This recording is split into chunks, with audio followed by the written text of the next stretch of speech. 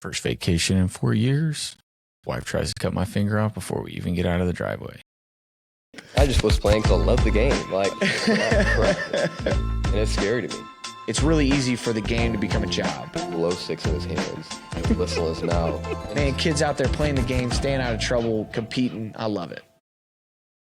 All right. So full disclosure, tried to do this before we left for, like I said, our first vacation in 4 years. I apparently am getting dumber with technology, and the audio was all screwed up. I apologize. My mistake. I'll correct it. Glad to be here. But with all that being said, last week, right before we left, I got pulled into the vortex that was the dumbest thread I think I've ever seen on Twitter. It was a private or select club baseball coach tweeting about, complaining about mandatory football practices in the summer, and you do all this and make your kids come up there for 3 hours a day all just to go 5-4. Cool, bro. And it was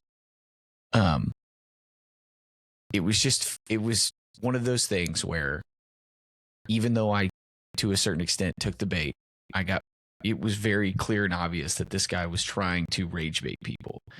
And unfortunately for me, I somewhat to a certain extent got pulled in, but also at the same time, it was insane that this thing blew up to the level that it did.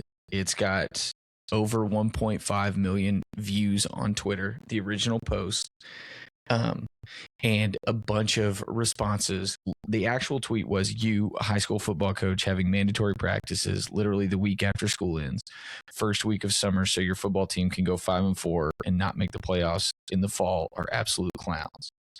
And every football coach, it seemed, that responded to this took that as a personal attack. And every response for the first 6 hours that this guy wrote, he took the opportunity to make a personal attack back. And it's, what do you know? Oh, you take money to play your sport, all while we're doing it because, love of the game, community, yada, yada, yada, all these things.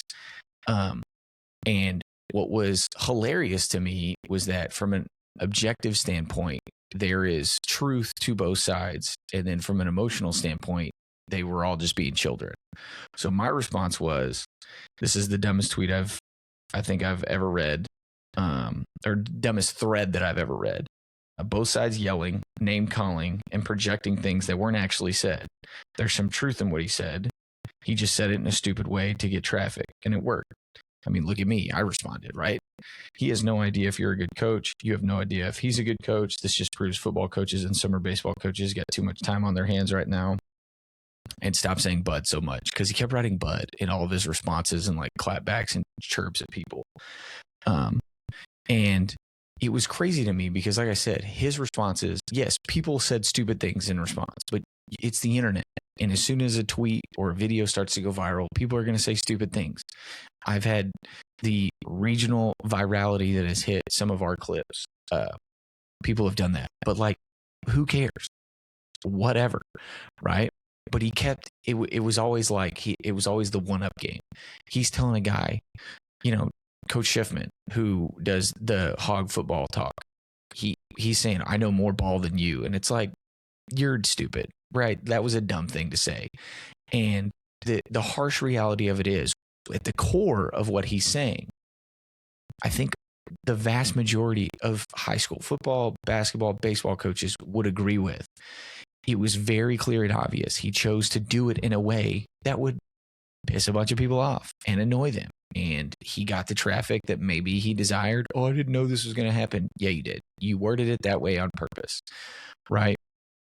But the reality is, what he was trying to say is, you can burn kids out. I mean, Matt Stepp just had a whole thing about this with State 7-on-7, how he saw more kids that were just down there watching their team because they were injured or things. And a lot of this is from overuse, right?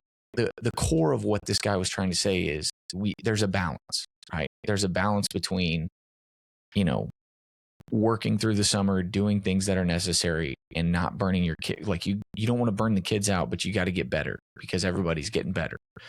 And The other legitimate possibility that I don't know if this guy ever thought of, or I don't know the kid either, but like, what if that kid just made that up and like, I don't want to go to baseball on Wednesdays, so I'm going to tell him I have mandatory football, right? What if that was the case?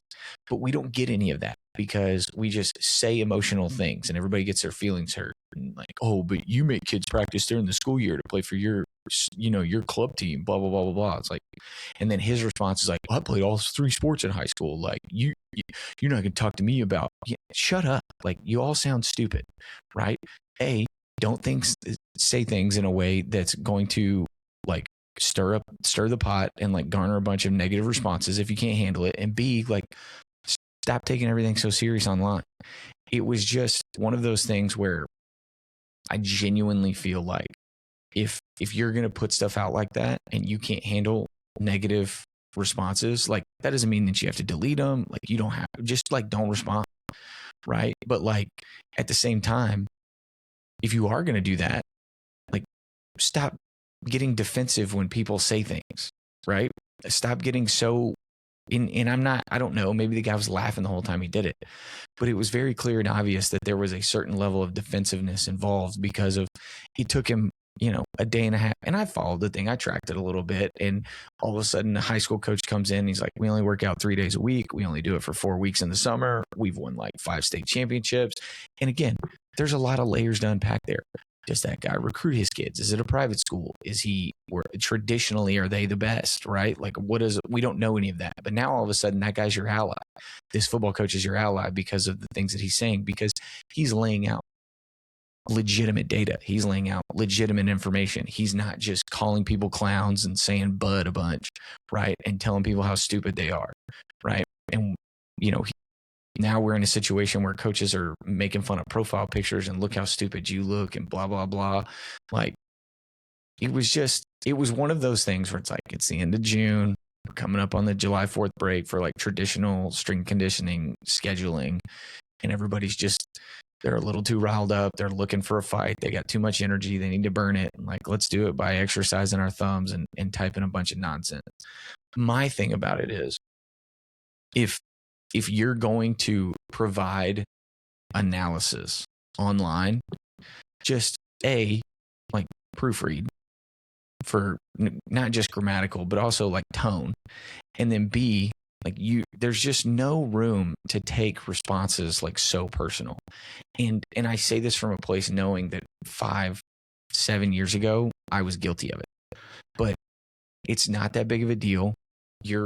Especially if they disagree with you, the reality is you're probably not going to change their mind. And it's more beneficial to put out something that has long-term sustainability from an analytical or advice standpoint than to just say emotional things, right? Because even the core of what this guy attempted to say, at least I think that's what he was attempting to say, I mostly agree with. But the club baseball coach, attacking them, the other sport coach, right? In the way that you worded it, it's just not helpful. And you knew that. That's why you did it that way, is because 1.5 million views. Like now, I can stir up some conversation. I'm getting all the notifications, the dopamine hits, yada, yada, yada. All of those things come into factor. But did you really add anything? Like, what if the coach that you were frustrated with, your chance to appeal to him is now long gone because you dug your heels in and, we're not having legitimate dialogue. It's just you pointing fingers and be like, you're dumb. Right. So I think that, it did, like, obviously I fed the trolls and I responded and it didn't apply any like analytical thought to it. But one of the responses that I talked about with the state champion coach and how little they work out, that sparked dialogue within our staff. Do we need to look at maybe adjusting things second half of the summer so the kids can come into camp more excited with a little bit more energy? There's a lot of different things that we've started to take away from it because at some point somebody did respond with data and legitimate like analysis. And now we can pull from that. But when you go back to the origins of it, I'm only getting that because I clearly hate myself and continue to go down these rabbit holes, and eventually found my way to legitimate information. But imagine if we just started with legitimate information. Does it get the virality? Maybe not, probably not. But does it get the impact? Probably tenfold. So I think that that's hilarious and stupid at the same time, right? It can be both within the same. It doesn't have to be one or the other. And it definitely was a way to kill time, in the slower parts of the summer. As I'm sure you've all seen, Sorsby is out of not just the supplemental draft, he's also out of the CFL. I haven't seen a ruling on the UFL, and I think that this thing is, now Paramount Plus has announced that they are about to release their mini series that they've shot in Lubbock, and apparently they were there during all of this coming to light with Sorsby, and apparently they were granted like pretty heavy access to conversations and ins and outs and things that were going on with it. So we may be about to have an even deeper look into everything. And again, I still come from the stance of like, I think that it's funny that Tech is getting painted as the bad guy, right? When the more that we've learned, Cincinnati knew about it, didn't say anything. Indiana knew about it, didn't say anything, right? They just kept, hey, don't do that. Hey, watch out. And then when he gets in the portal, they don't say anything. But when Tech finds out and they self-report, now they're the villain because they went the legal route to file an injunction and this, that, and the other. So we're mad at somebody for blowing the whistle on themselves and then also trying to do what's best for themselves. And the inability to say that, I understand where you're coming from. Thank you for following those guidelines and expectations. And I get where you're coming from. It's just funny. I still think it comes back to the fact that a program that was once looked at like, the scrappy underdog that everybody loved to cheer for, that was good for an upset or two every year. And now, they got the $1 billion booster. They got the never ending pool of NIL money, and they're buying players, buying wins, and they're not the traditional powerhouse that's doing it. We found a reason to turn against them and like, oh, we knew we couldn't trust them. They're not the staple of college football. I just think that's hilarious. But Sorsby's out of the NFL. He's out of the CFL. I haven't heard a ruling on the UFL. It would be classic irony if he signed with the Houston Gamblers. I don't know. I feel like there's a real opportunity here. Or Kalshi or Polymarket or, DraftKings. Somebody needs to be putting this guy like in an arena league, paying him like a stupid promo salary to where he can just go sling the pill and he's got a big DraftKings logo on, his car or his suitcase or his helmet, whatever they'll allow you for the next year. It's still a weird situation. And I think that I understand where the NFL is coming from, but I don't understand the dialogue because now Sorsby and his lawyer are saying they're going to sue the NFL because they say that they violated the Players Association, but Sorsby's not in the NFL, and so how can he file a lawsuit for breach of union contract if he's not, like, when do you become part of the union? Do you apply for that? Is it when you sign your first contract? Is it when you declare that you're no longer, like, am I in the NFL Players Association? Like, how does that, I don't know when you cross that checkpoint and become a member. Like, I don't understand how you can sue them for breach of the CBA if you're not part of the league. I don't know. There's a lot of layers to this thing, and I'm curious to see how it plays out because I think that, again, the way that this plays out could open up avenues. So a guy doesn't get drafted, I'm going to sue the NFL, right? What does that look like moving forward, depending on how this Sorsby thing plays out? If the NCAA made their ruling about the 5 for 5, which honestly I think is great. They said they did it to set themselves up to avoid lawsuits. Their reporting is that they paid out, like, I think it was north of $300 million in the last year in settlements and all of those things. So I think they're taking a step in the right direction with this. I also saw some other potential lawsuits coming up because there's some class of 2021 and 2022 guys that are still playing NCAA sports that still are supposed to have eligibility. And apparently they're getting hard cut off and being told, no, you got to leave. This is the new rule. And they're not being grandfathered in, which I think is interesting because that's not the way it was with the 105 expansion and all of those things. There were walk-ons that were grandfathered in. They got to stay with their programs, or roster expansions that were allowed and things of that nature. But I understand the NCAA is trying to put a hard line in the sand and say, we're not going to have this big drawn out conversation. This is what it's going to be. Right. And I think that is smart. It eliminates medical waivers and hardship waivers. And yes, there are things that will buy you time, like missions or pregnancy, things of that nature. But it's very clear and concise. And the best thing for that is that structure is what the NCAA needs now to start to get back to a sustainable product. Because right now we're still in that unsustainable phase, where I don't know if this leads to a cap of, NIL or things of that nature, but it's headed down a path where we're starting to put together. They let the Wild West be the Wild West for a few years, and now we're going to start to put some structure in place. And I think that this is really good because we're no longer going to have the 24, 25-year-old freshmen who come over, and now by the time that they redshirt and they play their last year, they're 29, 30 years old, and they're making more money in the NCAA than they would in the NFL because they're not quite good enough, and they don't have the sustainability, and teams don't want to invest in them. And so now we're getting it back. I think that this is going to it's going to be a short-term pain. The portal is going to be super active for probably the next 2 years. And then I think that I'm hopeful that we'll get the portal will always be active. I don't mean that. It'll be overt, like even more so active, I think, for the next 2 years. And then I'm hopeful that we'll start to see that coaches reinvest in the development process. I was having a conversation with a coaching buddy of mine last night. And we were just talking about some of the things that don't ever happen that we know that closely relate to me, my experiences, him, the things that he knows. We don't get Bryce Petty at Baylor if the transfer portal Wild West exists, right? We don't get the 1 year in 2012 with Nick Florence after he burnt his red shirt when Griff got a king. We don't get any of that stuff, right? Because there's no incentive to stay, develop, grow, right? Those guys would just be looking to jump in the portal.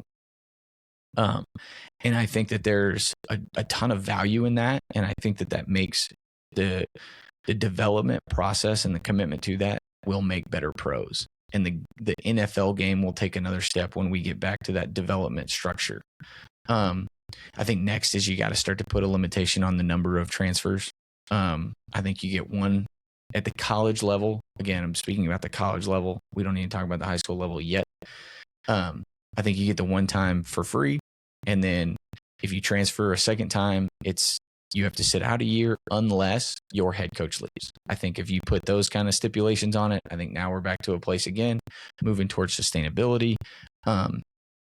And we set ourselves up for getting back to that developmental stage. Now, how does this affect the high school level? Well, the 5 years starting at 19, I think immediately you're going to start to see, especially on the male side, boys are going to start school later or be held back before they get into high school.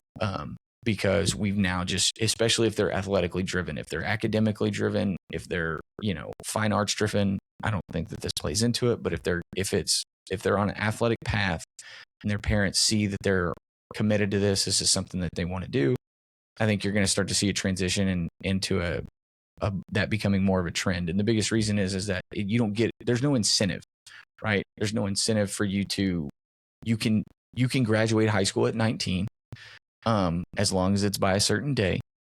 And there's no incentive for you to go and you're not guaranteed that redshirt year when you're 18. So you can, then your redshirt freshman year, you're 19, et cetera, et cetera. You got 5 for 5, right? And your clock starts at 19 or if you enroll before that day. So guys are going to start to get held back so they can graduate. They can get all the juice out of that squeeze in high school and then set themselves up to be the most physically mature they can going into college. And I don't think that's a bad thing. I think that I think that holding kids back and, the high school red shirt and a lot of that stuff has gotten a lot of negative media attention lately. Seen a couple stories and, guys talking about if you do this, you're stupid. Well, that's your opinion. You don't know my kid. You don't know what his goals and aspirations are.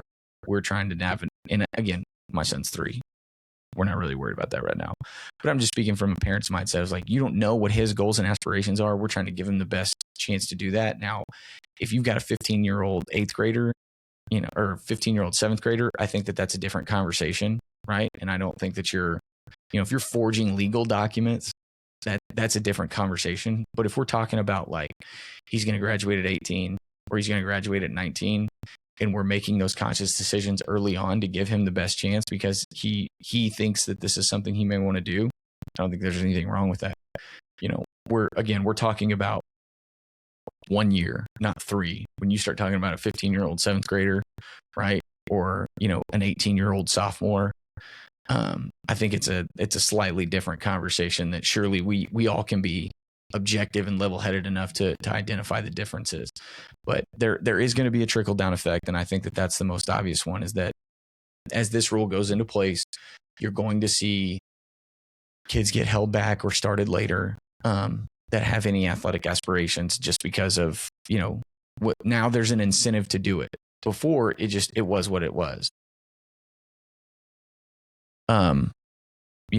This step is to get towards a more consistent level playing field, more structure. And last week I saw a thing where Nick Saban was talking about, or I guess 2 weeks ago, Nick Saban was talking about, the problem is that we've reached a level of unbalance, right? It's too unbalanced. It's not a level playing field. It's not equal. It's not fair. And the old way was, well, yes, they all played by the same rules, sure, but you know what? They all still play by the same rules now. And the irony that is not lost on me when Nick Saban is the one saying that, like, we got to get back to a level playing field. Well, you're the head coach at LSU and Alabama, right? And I know that he coached at other places, but like, that's where he won. That's where he made his name outside of the NFL, was at LSU and Alabama. And that's all well and good. But those are two places that's not like Akron, right? The level of commitment, the financial support, the resources available, it's not a level playing field, right? And from an NIL standpoint, it's more level. It's just not more level in the way that you like it or that you remember. Anybody, a la Texas Tech, can find the money and go buy the things to bring in the wins, to bring in the players, and give them a chance to be a consistent winner. And you may not like that, and that may be something that is different than what you expected. But we're not going to sit here and pretend like in 2019 it was a level playing field, that everybody was doing the same thing. Because the harsh reality, Coach O, who Lane Kiffin just brought back to LSU, he was on bussing with the boys again. They said, hey, been out of the game for a couple years. What's going to be the biggest difference from recruiting, NIL, transfer portal, all this stuff? He was like, well, the biggest difference is probably going to be we used to walk through the back door with a duffel bag full of money, and now we just walk through the front. And then they all laughed and ha, ha, ha. And he was like, I'm just kidding. But that is the reality, right? The guys that bought players are going to still buy players. They're just going to do it legally, right? And now anybody can buy players because it is legal. You just got to go find the right guy. You got to go find somebody that loves Northern Illinois football, that, struck it rich, and they want to buy a national champion. Well, here we go. Okay. And so I just think that it's when the message isn't bad, right? But it's diluted because of the source. Nick Saban, phenomenal coach, phenomenal leader. He got kids to come to Alabama, stay at Alabama, develop, know that they were only going to get maybe a year to start, if any, because of the level of talent that was there, and they would still have a shot to go to the NFL. Josh Jacobs talks about it all the time. How am I a first-round draft pick? I'm not even an every game starter. But that's how good they were, right? Like those pieces of Nick Saban still exist. That's what makes him a Hall of Famer. That's why he's so respected. But we're not going to sit here and pretend like it's the same, right? Like it's clearly different, right? You're at Alabama. You're not at, UNI. and we're not going to call that apples to apples. So we just have to keep in mind that while he may be out there fighting the good fight in his eyes, like that message is going to get diluted because it's coming from a guy that won how many national championships and turned out how many first round draft picks and recruited how many 5-star, 4-star guys. So I think the irony piece is huge there. Last week, right before we left for vacation, I got a message about NIL and transfer portal impact on high school and things of that nature. And it was an interesting conversation because of a lot of the stuff that's happened in the last 2 weeks. I told him, unfortunately, the guy that asked me the question, I said, unfortunately, or fortunately, however you want to look at it, the NIL stuff, I'm not really having to worry about. We don't have those level of players, and I haven't been in a situation where a school's trying to buy my guy to another state, which we all know exists. Had that whole drama last summer. The biggest impact for me as a high school coach and the relationships with guys that I have that go on to play at the college level has been at the portal aspect. And, every portal window, you see these numbers of the number of kids that enter the portal, don't get picked up, and they end up done. I think it was like 6,000 Division II athletes entered the portal and never found a home and won't play sports again. And that's a huge number. That's insane, right? And part of that is because coaches are now having that conversation of like, hey, we just don't have a spot for you, right? I had a kid who told me that, like, coach got mad because of the conversations he thought he'd heard he was having, and told him, well, we don't have a spot for you here anymore. And I think that part sucks, right? If you're going to cut a kid, right, you better have made your commitment to the development of that kid. I think that's something that has definitely been lost. It's much easier for guys to be transactional with players because development of a player has to come through transformational relationships, and they don't have to do that anymore. But the portal aspect of this thing is directly correlated with who are you, who's around you, and who are you listening to? Because I know that guys are jumping into the portal without any direction, and I know guys are jumping into the portal without any plan. In the athletes that I've had conversations with, how do I approach this? What do you think about this? It's always been, what are your options? What are your plan? And if you can go, I mean, we're not going to sit here and play stupid. I mean, NCAA just released an investigation that showed that NIL money is being funneled through street agents. No kidding, right? Like, people are talking to players or on behalf of players well before they enter the portal. I mean, how many times have we seen a clip of a coach that runs over to that backup corner at a school that they just played? And they're like, hey, if you ever want a chance to start, just give me a call, right? When they do their handshakes at the end of the line, like that happens a handful of times every year. We're not dumb. It's not right, but I'm not going to sit here and like, neither is speeding, but people do it. And when you are a kid or you have a kid that is contemplating going into the portal, what does that look like? What is your conversation? I'm never going to tell a kid, this is what you like. You better do this. The conversations I've had with kids are, what's your plan? What are you looking for? What are you trying to accomplish?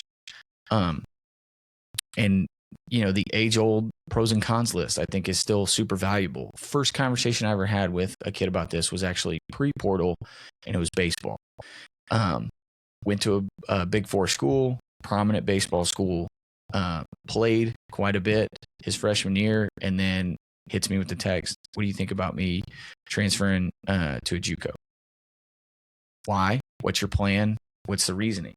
Well, it was just on the heels of the NCAA saying that it was during COVID, and NCAA had said that 2020 baseball season, obviously then they played like 20 games or 15 games, so that season wasn't going to count. And his mindset was based off of the fact that then the NJCAA said that the next year wasn't going to count either. So he said, I can go there and if I play there, I'll be draft eligible. But even if I don't have my draft spot, I'll still sign as a freshman back to a 4-year. So he had already put into, the melting pot of like, what is this going to look like? How does this benefit me? And he had a plan. And the execution of that plan obviously is a whole nother piece, but at least there was thought into the plan. When football guys, post-portal world, where they're like, hey, I think I'm going to jump in the portal. Okay, why? Well, I'm not getting my shot to do this. Okay, what are your expectations? What are you going to bank off of? Who have you had conversations with? Who can I talk to? Where are you looking to be? Do you care where you are in the country? Do you want to be more local? You've got to have those conversations, and you've got to put that plan together. That's your job as their coach. That's your job as their parent. You can't just let them say, man, I'm sick of this place, throw my hat in the ring, see what happens, because that's not going to go well. Right? You've got to have an idea, and you've got to have traction before you jump in, because that window is small. Everything happens fast. So the way that directly impacts the high school coach and the high school player is you have to be, when you become a recruitable athlete, you have to be in a constant evaluation of rosters, because there's going to be that top 15% and that bottom 15% turnover at the end of every season. Right? So when that portal window closes and you're trying to find where to sign, because you're in high school, you're going to have to see, did that receiver room go from 4 kids to 9 kids? Did that D lineman room go from 9 kids to 3 kids? Right? You got to look at those things now, and you have to be more in tune with not just who's offering you, but what their roster makeup looks like. Are they a place that, short leash, one and done? Or are they a place that's shown that they want to develop high school kids? Are you worried about playing early so you can try and jump back in the portal and go somewhere else? That's how it's affecting the evaluation of the recruiting process more so for us. And we're in a blessed situation where THSCA is doing a great job of having those everyday conversations. Other states have had conversations about how they can implement NIL into the high school ranks. That works for them. The state of Arkansas and a couple other states have done it where, like we talked about last summer, if you're in the state of Arkansas and you commit to an Arkansas university, one of the in-state universities, once you are accepted into that university, they can pay you NIL, right? That was one of the motivating factors for the whole situation we saw last summer. That's how we fast-track cash to the family, yada, yada, yada, which is smart.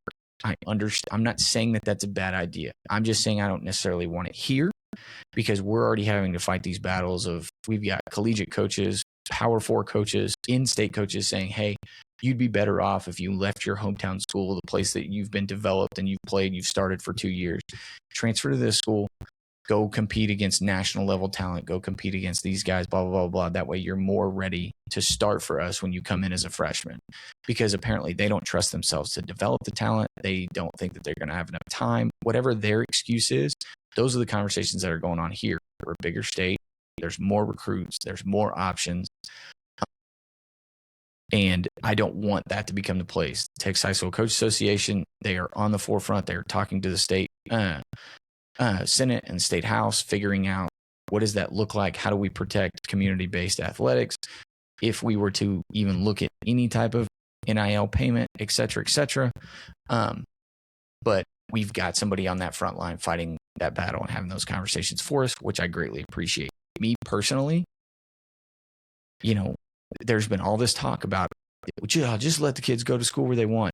No, that's stupid, right? When we just let kids do what they want, or we let uninformed parents just do what they want, right? We end up in situations where people start worrying about building super teams, right? And doing this, and it becomes about me and ego. And there's a quote, I can't remember who said it, but it says the greatest curriculum that is taught in high school is football, because of how much it requires you to put yourself on the back burner and invest into something bigger than yourself, work insanely hard because of the fear of letting down your peers, right? There's not another sport that collectively requires that. And that's okay. Those other sports still have value, right? But as soon as we start, just let one get out of jail free card, you can transfer one time wherever you want. That's stupid, right? Because one of the biggest things that the UIL has talked about is they've tried to, when they went to the football split of big school, small school before the season, right? 4AD1, 4AD2, where every other sport does it postseason. The reason they did that is because they were like, hey, we're seeing the same teams advance to the second round, to the third round, when we want some diversity. So we want to give these other schools a chance, and this, that, and the other. So if we're talking about doing things to put kids in situations to have the opportunity to be more successful, where it's not the same schools over and over and over, you don't do that, right? You teach a kid that you don't always get what you want. Work really hard. There are other ways to get discovered. There are other ways to get recruited. There are other ways to win than just to go chase titles, right? And if we are just going to abandon that, oh, but we're only going to do it one time, right? Then what are we teaching? On the flip side of that is, well, why are you so worried about where a kid goes to school? Because that kid at some point is going to have to make a decision that affects his family. And what if we just make it easy his whole life and he doesn't know how to make hard decisions, right? And now you looked at in the last 2-3 weeks, there's been a bunch of big name recruits that have been declared ineligible. The Nussmeier kid, the 5-star, the Nussmeier quarterback, he got declared ineligible up in, I think it was Denton Ryan. And the 5-star corner that was supposed to go to North Crowley, he got declared ineligible. This is on the tails of the Duncanville quarterback that moved from out of state, right? And they're all getting declared ineligible. And people are like, why is that their decision? They moved, blah, blah, blah. Right. But you know the system, right? And we've had this conversation. You know the system. If you were to just let people run loose and go where they wanted to, imagine how much more often this would happen, right? And how much more pressure there would be put on coaches to go get this or go get that. And you lose the structure and the culture and the identity and the foundation of who you are as a program because of the outside pressure to win. And is that worth it? Right? And I genuinely don't think that it is. As a guy that would love nothing more than to win a state title every year for the rest of his coaching career, that's not the end all be all. Right? And when you allow that transfer, one-time transfer, that's all you're saying, is that is all it's about. It's only about this. It's not about anything else that's tied to it. And I think that is lazy. And I think that is scapegoating the governing body because you don't like the results.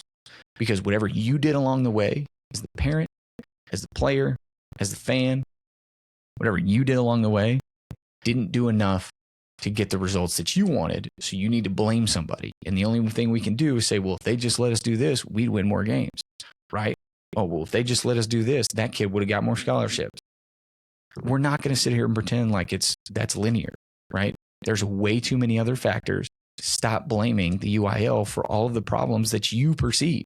Go do something about them. And that's from somebody that's trying to do something about them, because we have shortcomings and we have things that we need to get better at. And we have things that we need to improve, right? But we're not out there, I didn't hire 4 part-time teachers who have 6-8 kids, right? That wasn't my approach. We're going to do the things what we perceive to be the right way, not the easy way.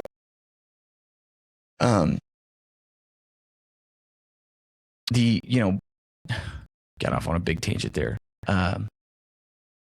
I think what happened this week, or what has happened recently, that's hilarious to me, is that, on the piggyback of that conversation, is that every day it becomes more obvious how little people understand about what we do, right? Texas high school football coverage as a whole has gotten more exposure, more coverage in the last 10 years than we could have ever imagined. Yes, it's grown every year, and that's to be expected with the internet and modern technology, but I think it's grown even more and faster than we could have ever expected. When you talk about OT7 and the All-American games and all these big showcases and Destroying and all these YouTube guys that are going and covering games, and they help guys get scholarships and all of those things. Those are awesome, right? But what it's pushed, unfortunately, is this increased perception. It existed before, it's just gotten worse, right? Where parents don't really understand what they want. They think they know what they want, and they're not afraid to voice what they think that they want, but they don't actually understand what our purpose and our goal is. again, like I said, we want to win games and we want to be state level competitive every year. I also have to do that while raising great young men and women and having a program in place that produces good people, right? And if one ever greatly outweighs the other, then we've lost one way or the other, right? If I only care about how they become as a person and we suck on the field or the court, nobody's going to care. I'm going to get fired. And if I only care about winning and I don't care about what kind of people they are, then we're going to produce bad people and I probably still will get fired, right? So we have to find this balance. We are not in a place where NIL is, well, I can go buy players and, hey, this is a job. Oh, this isn't a job. I have a ton of kids in our program who do this because their friends do it. And it's a thing to do with their friends for their school, right? They don't love it. They like it, right? They don't eat, sleep, dream about it. They just like it. They like it like they like to go fishing, which is fine. That's awesome. That's the world that I chose to live in, and I love every day of it. But parents don't actually remember that all the time. And I say parents, that is not all parents. I didn't use the word all. There are parents involved or whose kids are involved who forget that, right? And they find themselves in a place where they're emotionally driven by things that they're willing to say because of their perception. You know, we started this talking about the Twitter thread and what people perceived to being said and not what was actually said. And they responded emotionally and they wanted to get a rise out of people. Well, parents have no problem when they feel that something has been done wrong, right? Or they feel that something might be done wrong. We're talking about proactive emotional unrest. Nothing's happened yet, but if it does, I'm going to tell you what I'm going to do about it, right? And throughout that process, and this has happened for years, it's, you know, there's these conversations happen between coaches about how, you know, this parent said this and what, right? And I mean, they portrayed it on a TV show, right? The comfort level that grown adults have to make accusations about decisions that are made by coaches and the reasoning behind those decisions, or to gossip and spread rumors about coaches' kids, right? And do it all in an email or in a message, right? It's never done face to face. It's just the comfort to say these things and spread these rumors, right? Or to make these accusations. It's just insane, right? And it's one of the biggest reasons that I don't have conversations at length, right? About any type of accusation or anything of that nature, unless we're going to do it in person. And not only are we going to do it in person, but especially if it's tied to your kid's role in our program, your kid's going to be there. And if you don't like that, then you don't even get to have the conversation because those are the requirements, right? And it's just, we live in a world now, unfortunately, where people feel really comfortable saying whatever that they want to say because they don't think that there's repercussions. And unfortunately for, you know, maybe the left side of my face, for the stress level of my wife, I don't really hesitate to address that in person. I mean, I told a story about a guy who put his hands on me and threatened to beat me up and how I wasn't going to say something to his face. And I did, right? If I have something to say, you're going to get it here through eye contact, right? We're not just going to write it down and fold it up and throw it to you or hit send. We're not going to do those things. If you have a problem, you need to be an adult about how you handle it. And especially you need to understand that if I do have this conversation, emotionally, what kind of impact is it going to have on my kid? Because don't project what you think might happen on me, because I know who I am and I know how I run my program. But does your kid want you to have this conversation? Does your kid feel the same way? Or are you more emotionally invested into the portrayed, you know, disrespect than your kid is? Does your kid love life as you show up every day and have a great time? Does she, you know, get to practice early because she loves her coaches and trusts them, right? Is that what's going on? Is this all about you or is it about your kid, right? Because we're not going to operate in a world where, A, you could say whatever you want about me, my family, my coaches, and then never have to address it face to face. And B, we're not going to operate in a world where you get to say all these things or make all these accusations behind the cloak and dagger and your kid is none the wiser. If you want to be involved in the program, or if you want to have an opinion about the program, then everybody involved is going to be part of that dialogue. And I don't think that there may be people that disagree with that, and that's fine. And I also am not stupid enough to think that there are not bad coaches out there who make bad decisions based off of emotion, play favorites, mistreat kids. I'm not saying any of that, right? But what I am saying is that if you're going to be willing to make that accusation about one of your coaches, right, and the staff of your high school, wherever you are, then you need to, under my expectation, I would pray that coaches put in place where you have to have that conversation in person, right? And I would pray as parents, you have that conversation in person because of the example you want to set for your kids, which is to not be a coward, right? Because at the end of the day, like I said, we're trying to win. We still got to raise good people. And kids are watching every day, not just the coaches, but the parents too. So why not use every opportunity to set the best example possible?